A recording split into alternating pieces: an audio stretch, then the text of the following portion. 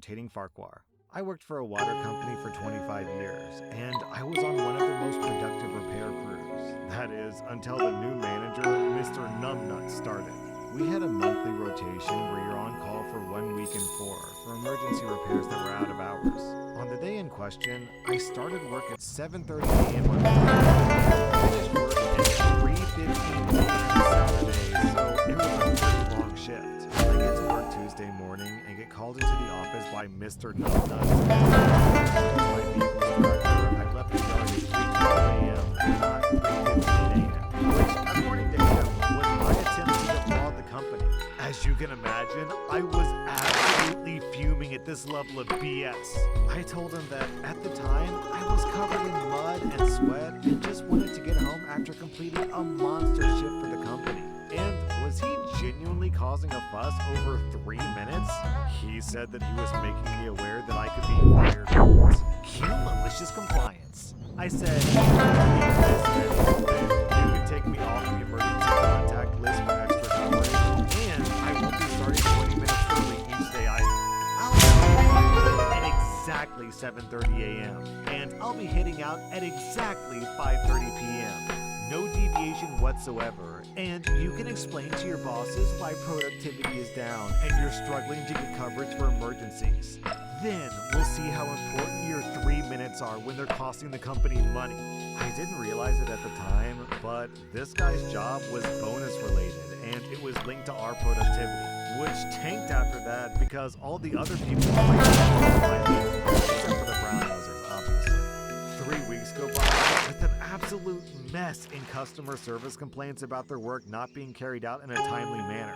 My productivity dropped from 7 jobs per day down to Mr. Numbnuts gets called in by his boss to explain what was going on. He tried to spin some BS story that I turned all the guys against him for no reason and that this was the result. I had actually been his boss when they first started the company 15 years ago because my boss's boss actually wanted to work the field and experience how hard the job is. He surprised me by working a full month on the repair crews before going back to the office. My boss calls me in to find out what's really going on. So I explained that my boss used the tracker to monitor what time I left the yard, and that I'd overestimated by 3 minutes because I was absolutely exhausted after working a super long call. My manager was like misuse of the tracking system because it's only supposed to be used for emergencies. The big bosses also reviewed our on-call system so that workers like me didn't have to work such long, grueling shifts. Our next was forever. About 10 or so years ago, I was an hour away from me in Indianapolis. I decided to make a day of it, going to several museums and spots around the city. Each time, I paid for parking in a garage for about 2 hours or so, then just meandered the area. Finally, I went to park in the venue and then paid for parking up until the time that parking became free. In total, I probably paid $40 to $50 for parking spaces throughout the day. I enjoyed the concert, but I came back with a parking ticket on my car.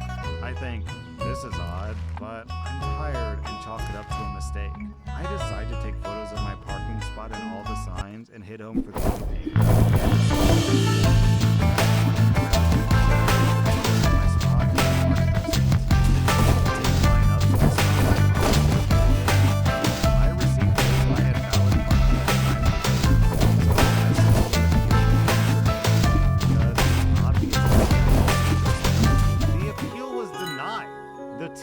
For a spot that had not been paid for, so the ticket stood. I called the office and the lady said they didn't make a mistake. I pointed out that my receipt says that I paid for parking space 100, but the ticket was for parking space 101. I asked her about the photo proof that my car was actually I knew that it was in spot 100. She said, well, you could have moved your car. I pointed out that in the photos I took, there were clearly cars in parking spaces 1 and 99. Also, the entire street was full because of the concerts. Honestly, I don't think the lady even bothered to look at the photo I sent them. Even had that not been the case, I had proof that my license was but still, no dice. I'm feeling petty over this $25 parking ticket at this point.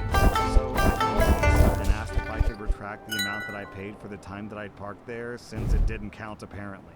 I submitted all the evidence and documentation to Visa. What was the greatest thing Visa has ever done in my opinion? Agreed that if my parking receipt and transaction number wasn't proof that I had paid for parking, then clearly it was a service that I did receive. Not only did they refund that parking space, but they refunded all the parking spaces that I paid for in that city throughout the day, which, as I want to remind you, was like 40 to 50 bucks. They then filed a formal complaint on my behalf with a letter explaining why they were refunding me. It wouldn't have been nearly as satisfying if I hadn't spent the entire day playing tourist in the city and racking up a large parking bill, all with the same vendor. Also, I don't know why, but apparently companies hate getting chargebacks. I actually had to charge back a company this past month because they didn't deliver. They didn't deliver. A month went by, they didn't deliver. So eventually I'm like, hey, you guys gotta refund me because you're not delivering. And they just kind of ghosted me. So I went to my credit card company, told them to do a chargeback, and the very next day, oh, Mr. Customer, I'm so sorry that I haven't gotten around to your email. I'll process your refund immediately, sir. I'm so sorry for this mistake. So I don't know why chargebacks sting so badly, but if you ever want to get back at a company, a chargeback is a great way to do it. If anyone has some insight as to why chargebacks are such a big deal for companies, let me hear from you down in the comments. Our next Reddit post is from Troikos. I work as a flight attendant. I've been doing this for over 10 years. Any issues that crop up during my workday? If I can. However, unfortunately, there are a handful of people that are dishonest to try to get what they want. They fake injuries to try to get upgraded. I've had loads of scenarios where people try to cheat the system because it makes them feel special, or they one-up me, I guess. Let me tell you about this fake vegetarian I had on last week. He wanted the pasta. I apologized and told him that due to popular demand, we ran out of pasta in the middle of the cabin. But we did have a chicken option instead if he wanted that. I'm vegetarian. Last time they brought me a meal from business class, so I'll just wait for that. Now, this is something that I would have offered anyway as a nicety, as I'm not too much of a dick, and I genuinely like helping people out if I can. After all, it's a 747, not a 7-Eleven.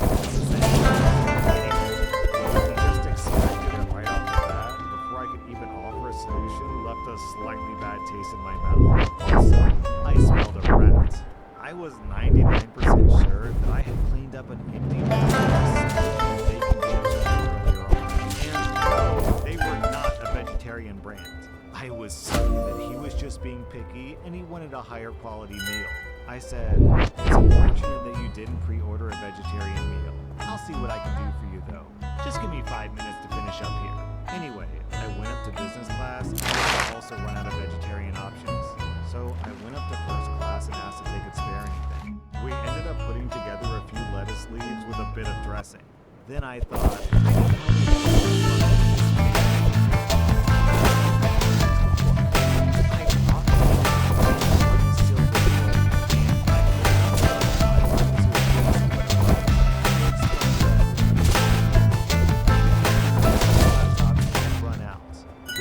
to cut me off so that he could complain, but I held up my hand and said, however, I managed to go one step further and got the last vegetarian meal from first class. Then I pulled the linen cloth off the top of the tray as I placed the salad down in front of him. It was a very basic large salad, and his face said it all. His face went from a smug, haha, I worked the system, to, what the F is that? Within 2/3 of a second. He then said, I wanted something hot. I'll just have the chicken then. I put on a shocked face and said, I can't give you that, sir. I would feel awful. He responded with, don't worry about it. It's fine. I gave him an, are you sure you're vegetarian look? Which by that point had been sat drying up in the oven a little bit longer. So, bon appetit. Our next Reddit post is from SuzG. I work in a mid-sized city. The company has about 10 employees, and we collectively manage a little under $50 million. We are definitely understaffed. The person who owns the company has a temper, and as employees, a lot of what we do is manage the information she knows about the company to keep her temper in check. Our longest term who's been with the company for about 8 years. He knows and does everything. Without him, we would be in big trouble because he is really good at his job. Without receiving at least a few phone calls from staff. Even on his sick days, we just need him that badly. And he's always there for us. Well, because he's still human, he made a pretty big mistake on Friday. It really wasn't a huge deal, and that it didn't cost our company any money. We apologize. However, the owner accidentally saw an email about it on someone else's computer, and she lost her mind. As a result, she gave a 1-week suspension. But considering that he's accumulated weeks worth of time off, and even the woman who does HR and payroll thinks the suspension is unjust, he'll still be paid. And without him, we are completely falling apart. I finally broke down and texted him for help. I'm suspended. Can't help. Well, earlier, when the owner couldn't find something, she was asking where that employee was. Things are already falling apart, and we're only 1 day in. The employee in me is panicking, and the human in me is rubbing hands together in glee. Back in the days before iPhones, I worked in IT at a local council. There were 12 members on our team, 7 of whom drank hot drinks during the day, like tea or coffee. We had a kettle and a small we would all take turns making tea or coffee for the team. The system worked perfectly until health and safety came in and said that we can't have electrical appliances in the office because they need to be tested. We got them tested and they passed. Health and safety came back and said the kettle was too dangerous because it was tall and thin and it could tip over.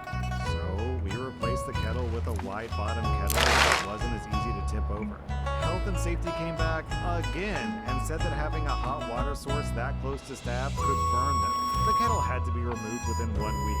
We replied that no one had gotten burned since we got the kettle, and the nearest kitchen with hot water was 2 floors up and on the other side of the building. And using that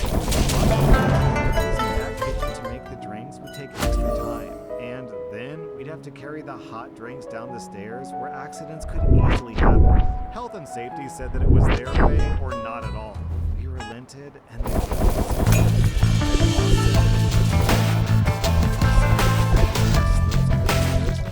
tray of hot drinks. 3 days after we lost the kettle, the new girl slipped on the stairs and damaged one of the lights with her tea.